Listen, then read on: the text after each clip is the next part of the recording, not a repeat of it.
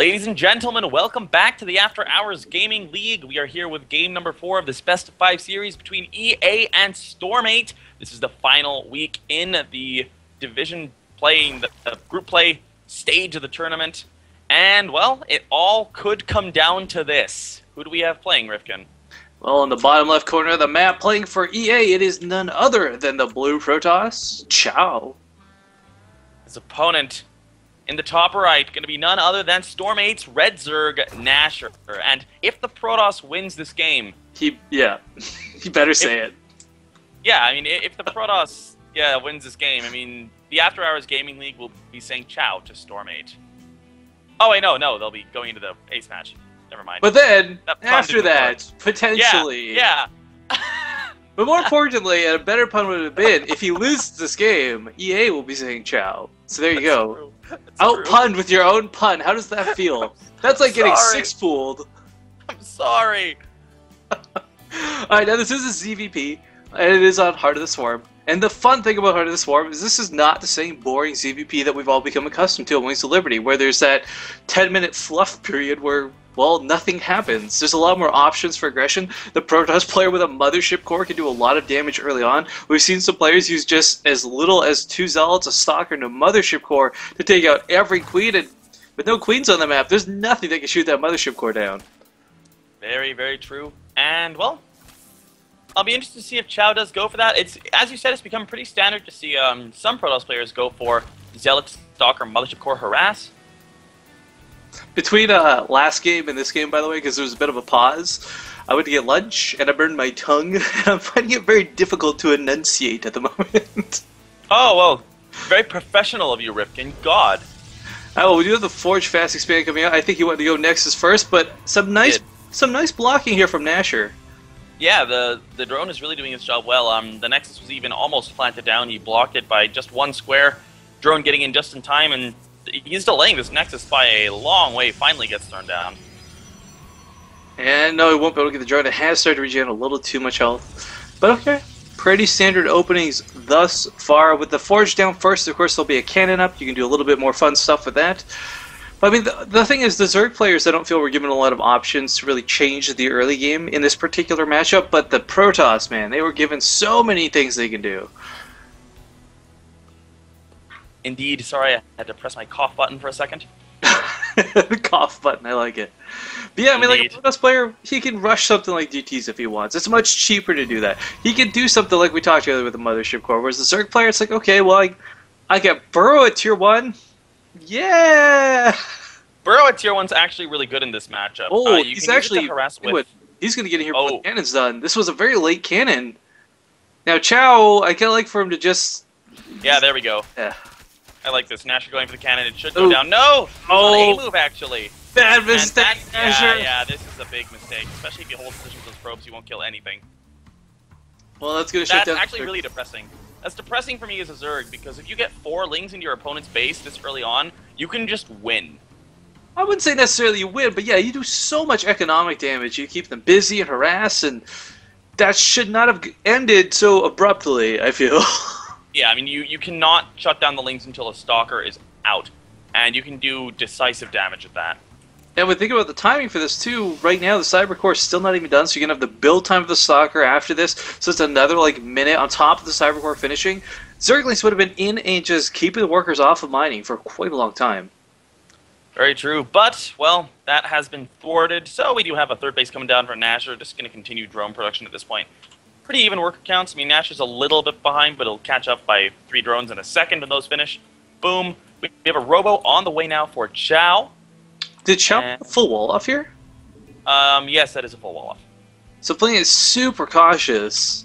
I don't know. When you got the cannon up like that, I don't feel you need to go for that full wall off, but you know, more power to him if it works. If it keeps Nash out of his base, then it's done its job. He could well be going for some sort of all-in here. I would expect him to, with walling off the ramp completely.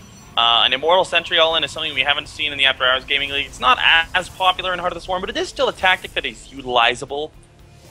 And he is already going into Sentry production, so that could be what he's thinking, but he is chronoing the Cyber Core, so he's not going to be chronoing it out Immortals or upgrades.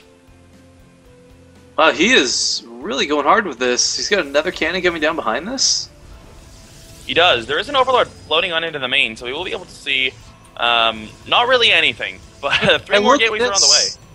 This isn't a bad build out of Chow, but this does say to me that he's very scared. I mean, there's no reason to have this much static defense down when your opponent hasn't really shown any aggression. But again, safe than sorry sometimes pays out.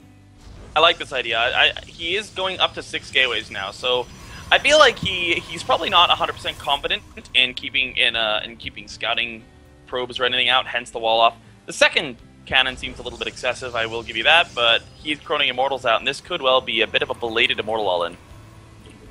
Yeah, Sentry Immortal all-in still very strong, especially if it goes unscouted the way it is. Uh-oh, Rifkin. Look at the Overlord's vision.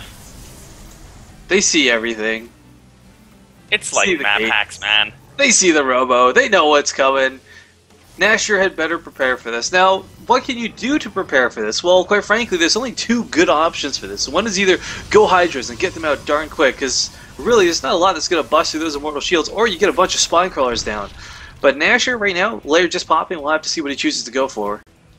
Yeah, this is a very late Immortal Sentry as well. It looks like he wants to be going. I like this decision a lot. Going Mutas in this position is very, very nice. This is what I like to do against this sort of play. Spire's a little later, but the Immortal Sentry all-in is also significantly later. Usually you want to be hitting around now with the Immortal Sentry all-in, and he's just started the 3rd Immortal. That's a good point. Not forget, he's going to have to actually take the time to take his pylon down just to move out of the base. Indeed. That's not going to take long, but as you said, that if he's not careful, that may well supply block him. Well, and when you're this late to the fight, so to speak, I mean, every second counts. Very, very true. So the Spire, as I said before, also late, but it should be done in time to help ward this off, and it's going to come down to how Nashor decides to engage this. If he goes for Mutalisks and goes for a head-on engagement, he'll probably just die. He really needs to counterattack with this, and he needs to go for the base race. It's the best way to deal with this. Yeah, there are some Mutalisks trying to skirt around. There's no 3rd base for them to really take out, but they should be able to get in here, run right past those cannons, and go to the main. But no, actually, a pylon being reconstructed, so the full wall is, in fact, up. Yeah, this is going to... Yeah, this is going to hurt. He's already warping in Stalkers. He's going to warp in nothing but Stalkers now. He's up to 11 Sentries. It's going to be a ton of Force Fields. Overlord spread's really good, but 11 Mutas are on the way. Some Spines are on the way. 15 Mutas are actually on the way now. So with 8 gates, he's going to have a lot of Stalkers, but... A really key factor here is we don't have pylons out in the foreground. He's not really putting them out offensively, but he does have a Warp Prism. However, it is at home right now, Pengwin. Why is it Warp Prism at home, Rifkin? He needs this forward to reinforce, but okay, look at this. We actually have Spine Crawlers, a huge wall off here for Nashor. If he can catch... I don't know, this is going to be very difficult for him to hold, but he can do it with what he has available to him. I disagree completely. If he engages this army head-on, he's going to die. He needs to go for the counterattack. It's the only way he's going to win this game.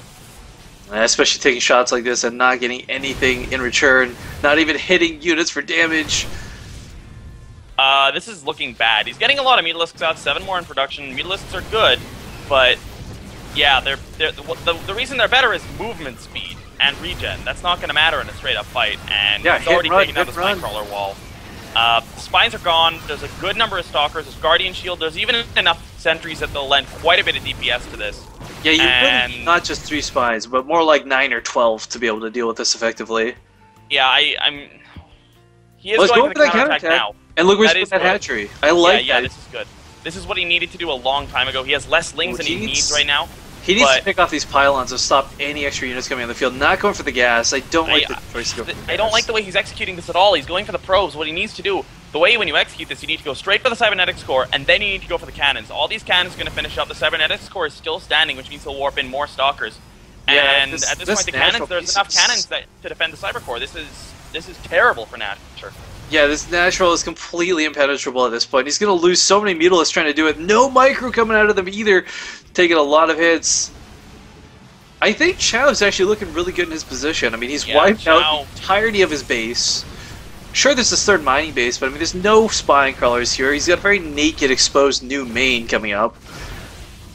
Yeah, Nashor's going to need to trade in the way that he's going to need to fly in, take only damage on his Mutalisks, and then fly out, killing a building or 2. But, I mean, with the income is in the Protoss's favor, and there's not going to be much income left once this base goes down. Lairs on the way as well. That's also going to be a big investment that's going to die. He does catch a couple of these Stalkers out, but here comes the army moving in. Loses one more Mutalisk. Ling's not really going to help. There's not enough of them. Tank. Yeah, you need like 4 times. Very bad. Yeah, you need a ton more Zerglings. Guardian Shield's going up, a lot of DPS being dealt, pulling a couple of the drones. Micro helping out a little bit. Well, there's no focus fire really coming down to these Mutalisks either. We look at it, they're just peppering random units, so Nasher looks like he's going to be tapping out here in just a second, Pengwin. Yeah, down to 5 Mutalisks, that is not going to be enough. GG is called! And with that, EA is going to be taking it to the ace match.